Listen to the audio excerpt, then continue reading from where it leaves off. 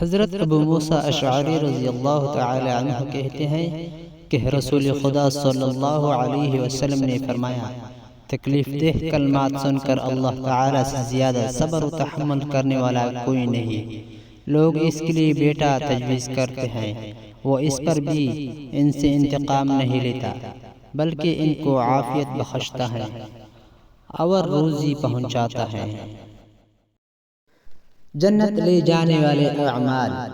حضرت ابو ہریرہ رضی اللہ تعالی عنہ روی ہے کہ ایک دیہاتی نبی کریم صلی اللہ علیہ وسلم کی خدمت میں حاضر ہوا اور عرض کیا، یا رسول اللہ صلی اللہ علیہ وسلم، مجھے کوئی ایسا عمل بتا دیجئے کہ جس کے کرنے سے میں جنت میں داخل ہو جاؤں۔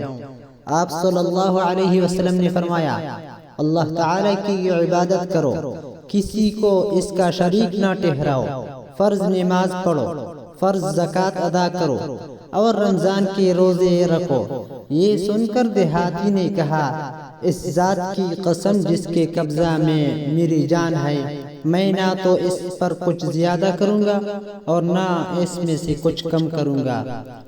جب وہ دیہاتی چلا گیا تو نبی کریم صلی اللہ علیہ وسلم نے فرمایا، جو شخص کسی جنتی آدمی کو دیکھنے کی سعادت اور مسرت حاصل کرنا چاہے وہ اس شخص کو دیکھ لے۔ اللہ تعالی ہم سب کو اس پر عمل کرنے کی توفیق عطا فرمائے۔